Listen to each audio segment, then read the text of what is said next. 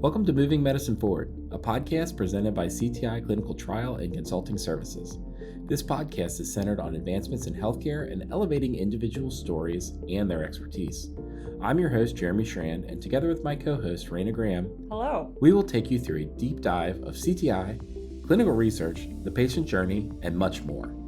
On today's episode of Moving Medicine Forward, we're talking with our November Charity of the Month, the American Brain Tumor Association. Our guest Lily McNally, Development Campaign Manager of the ABTA, and Heidi Shenk, mother of a brain tumor patient, tell us their stories of how brain tumors have affected their lives and how the ABTA helps those families. Welcome to the podcast today, Lily and Heidi. We are so happy to have you here with us to talk about the ABTA and your personal stories. So let's start with Heidi. Tell us about your story and why you are involved with ABTA. Okay, I'll be happy to.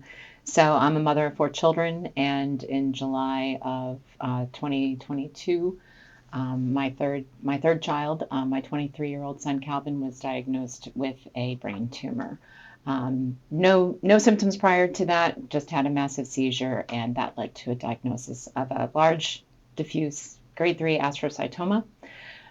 So now that we're more than 2 years in, he's been through surgery, chemo, radiation, rehab, all sorts of things. It's a terrible process. It has affected us, my family, in so many ways. My children are all, known. Everyone is much closer, I would say, but everyone is also, has really sort of changed their lives and their outlook on things because of it. But Calvin continues to move forward and do everything he can. He has battled with a lot of things, including depression and anxiety, as well as loss of independence, inability to drive, and all those things that people don't necessarily see and kind of forget about in the process. But he takes every day and moves forward as much as he can. Yeah, and we were fortunate to have you in our staff meeting today to share with the CTI employees your story. You said that Calvin has a milestone drive today. He lives in Michigan and is able to come visit you. So he's had his ups and downs, but that's a big step to be able to come and join you for the weekend. It is. It's a really big step. And I think the thing that we've really learned in this process is anything that feels normal is wonderful. If whether that's a family vacation or whether that's, that we get to celebrate a holiday without something dramatic happening. But yes, today's a big one because Calvin really has really not been able to drive for about 2 years. He needed to have his seizures be 6 months under control before he was allowed to get back behind the wheel again. So driving 4 hours today from Michigan to Cincinnati to visit us is a pretty big milestone, but Yes. It scares me, but it also really excites me. So, Lily, you are with the ABTA, the American Brain Tumor Association, but you also have a personal story. So let's hear about your personal story. And thank you so much for having us. So I didn't know much about brain tumors until 2018. I had just gotten married 7 months prior, and my husband was then diagnosed with an aggressive primary brain tumor called glioblastoma. It was a very scary diagnosis, and it had actually stripped him of his ability to communicate, to speak, to comprehend.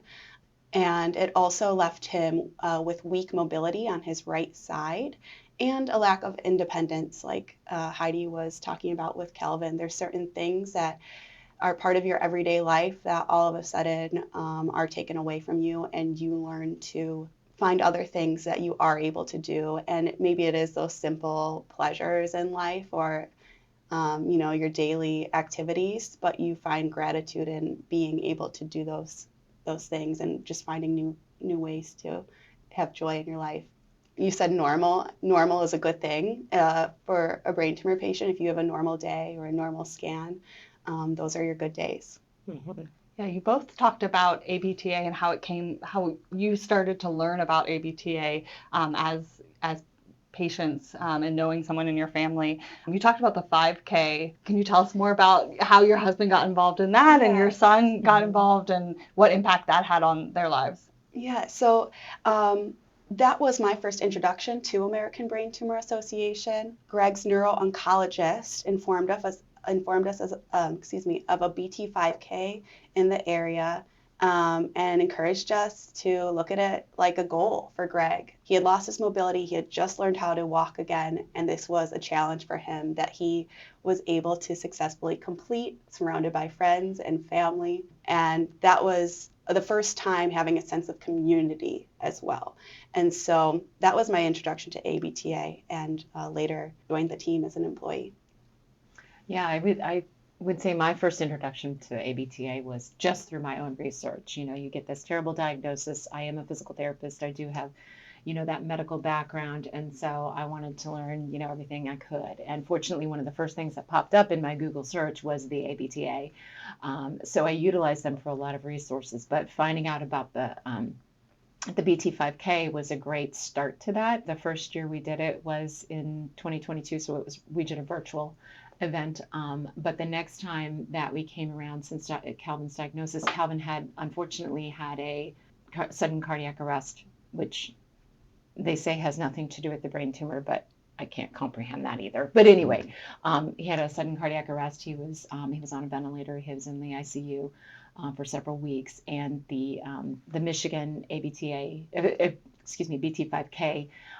was approaching, and I'm a physical therapist, so I think exercise cures everything. So I'm like, let's go, Calvin, let's get you going. And he was very excited to have that goal and to feel that community. He's a very private person who is not ever seeking attention, but he was right up there with the survivors group for the pictures, and he was able to complete the race and just had such a sense of joy. That's one of my favorite pictures now, is to look at the smile on his face with the BT5K medal around his neck and to feel like he was back and able to do the things that he wanted to do. Yeah. And I'll add that ABTA has 8 different BT5Ks across the country, and one of those includes a virtual option. So we really encourage people from all over to be able to do what you can, where you can, and help us bring the mission to your community. Yeah. Can you talk about some of the other, Lily, as working for the ABTA, some of the resources that you provide, and then Heidi, maybe how that impacts you as a family member and on the patient side? Absolutely. Sure. So we offer various free emotional, educational, and now financial. For financial, you need to go to our website and see and apply.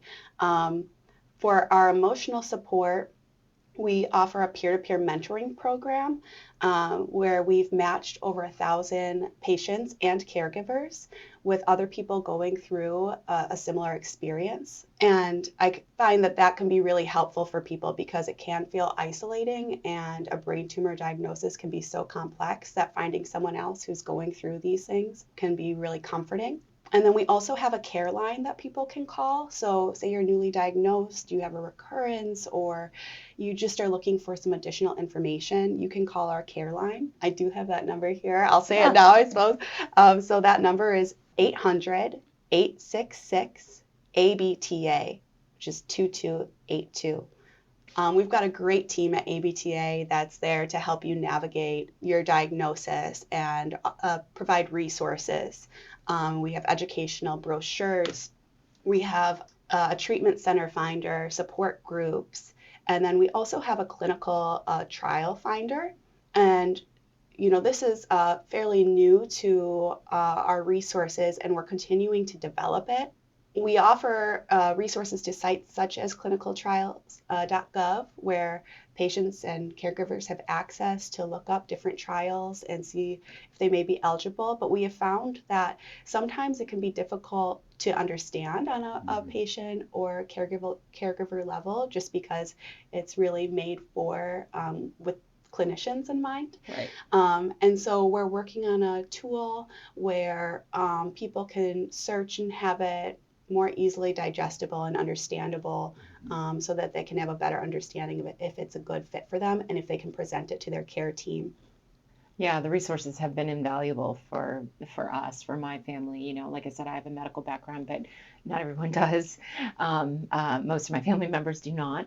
So it's been a source where people can look at something and find something that, they can relate to, something that's tangible, something that they can actually understand, whether that's my other children or whether that's my, 85-year-old parents.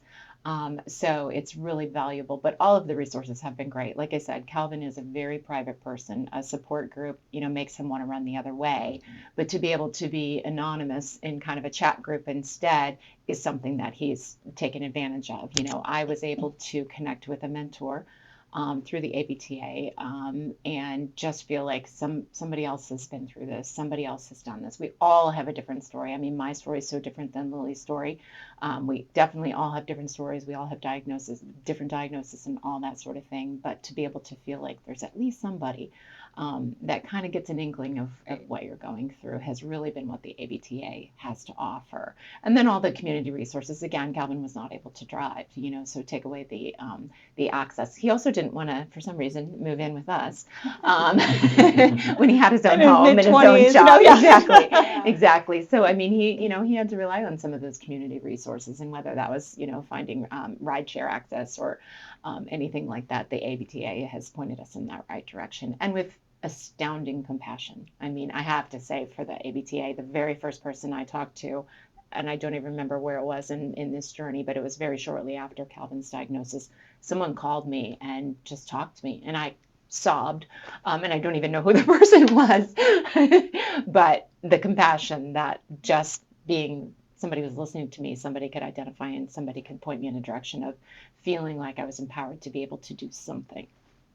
That's awesome. And I love the 5Ks that you can do the virtual one all over, but you also partner with some marathons, including our Flying Pig here in the Cincinnati region, which is really great. Can you talk about this a little bit? Yes, and it's one of my favorite things to talk about because it's the area that I primarily work in on fundraising and events. We're a charity partner with 7 different races across the country, including Chicago Marathon, New York Marathon, Walt Disney World Marathon, which we do have openings for still, but we do the half and the full marathon in January. So take a trip to Orlando with us in January.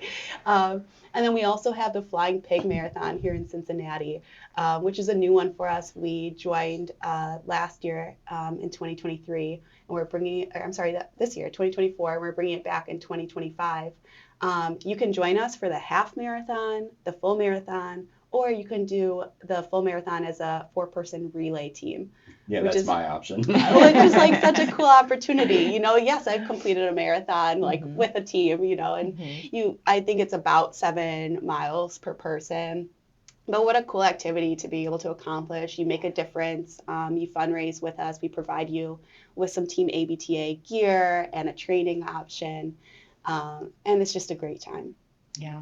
My husband and I did the half marathon Flying Pig this past year, and it was just fantastic. It was a great experience for you. Again, I keep reiterating, but when you're completely powerless in this journey, to feel like you're doing something is such a big thing. And so Josh and I decided we were going to do it.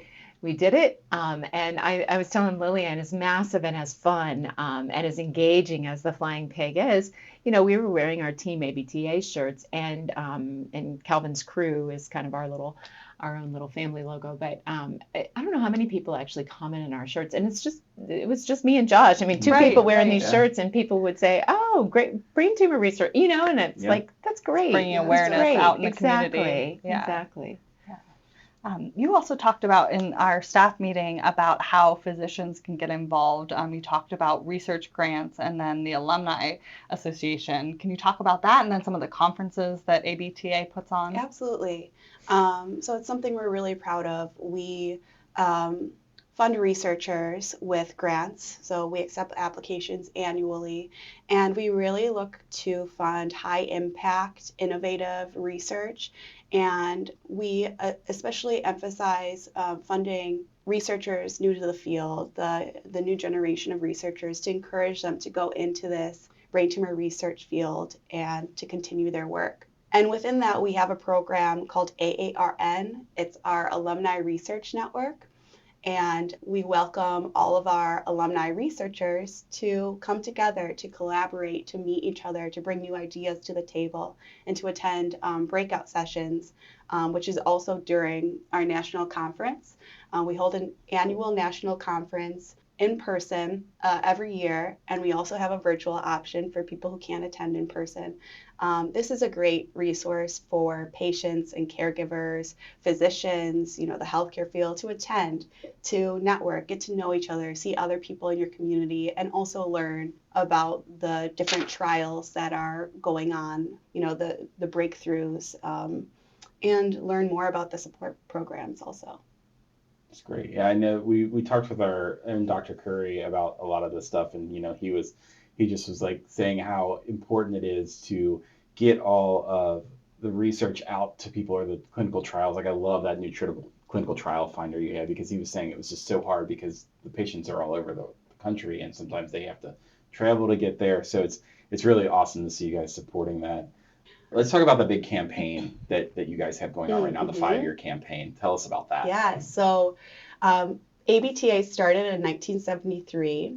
We started because of two mothers who both had lost their daughters to brain tumors, and saw a great need for more funding and more advocacy and tools for the community. We turned 50 last year. Very and exciting. Yeah, it's a big milestone. And so we launched a new campaign called Meet Hope Head On, in which we aim to triple our research funding, to double our patient outreach, and to double federal funding by igniting more advocacy work. This is a 5-year, $50 million comprehensive campaign, and so we recognize how urgent the funding is needed, and so anything that people can contribute is really helpful, and we're so grateful for CTI. CTI is going to be participating for this month for the Charity of the Month, which, for those of you, if you're listening to this later, it was November of 2024. So there's going to be a link in the show notes where you can go right directly and donate to our fund that we're going to give back to ABTA to help them do their mission and help all these patients and help continue the research and try to get better patient outcomes for all these people and continue to help move medicine forward. Talk a little bit about how ABTA collaborates with clinical research organizations like CTI to further advance research and treatment options. Yeah, I think the most important thing that I've recognized is the needs of the patients, and the work that CTI does to making sure patients are informed. And so likewise, ABTA wants to educate patients on clinical trials, and going back to that clinical trial finder, make it more accessible and easy to find. Right, because you talked about no one patient has the same path, it's such a rapid disease, and it impacts patients so differently. And so there's the line of care can be so different for each patient, and there's no one cure, which is unfortunate. It's really... Yeah, and I think the research too is so important. Like we've been speaking with some of our employees that have been affected by brain tumors, and like you said, everybody's different. Everyone has a different path, but like the thing that stuck out to me the most from interviewing them is that one had a brain tumor like 15 years ago, and one had a brain tumor like 5 years ago, and they both got the same diagnosis, the same like sentence basically of like this is Right. how long you got, and it's like, how has that not changed in that amount of time? And we're still looking for options for treatment. And it's like you said, making it easier for the patients to find those options so that they're not just looking through every single clinical trial, trying to find something that fits them. They can easily search your trial finder and have it accessible to know what they can take to their care team. Exactly. I think what's so important to understand, and I think is missed, or well, honestly, nobody really thinks about it, right? Unless you have that diagnosis or you know someone that does. But, it's such a complex diagnosis because it does involve mental capacity, physical capacity, everything. But it also, when you get that diagnosis, even though we all have varied diagnoses, the mutant's different, or the grade is different or whatever, it's the same treatment plan. And how can we be there, since 2005 with the same treatment plan? Right. So understanding that clinical trials are making gains and are doing things is such a great part to make people aware of and to lead towards that hope. Yeah. And there was, in August this year, the FDA approved a new treatment option for low-grade gliomas called vorasidenib.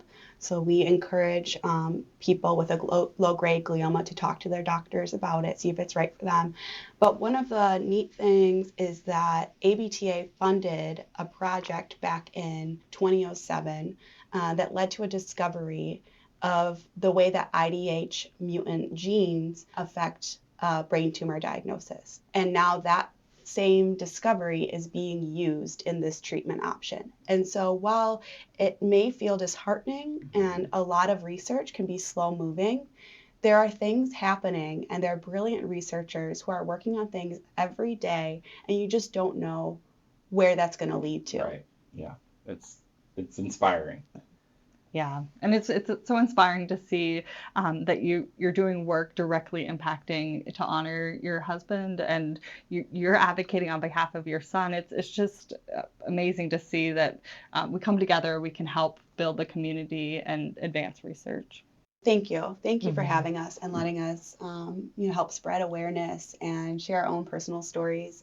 And thank you for the work that you're doing at CTI. It's incredibly important, and we're just happy to be in partnership. We thank you so much for sharing your stories. And I know a lot of people in the staff meeting were all moved by your stories.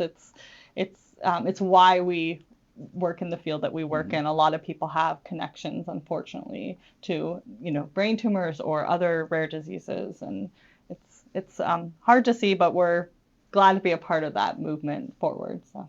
It's great that you take the opportunity to think of the people, behind the research that you do too, because I think that's so important and critical. And I'm just incredibly grateful for being here today. I love to spread awareness, but I also love to know that there's stuff going on, that, again, I can't do anything, but I'm happy to know someone is.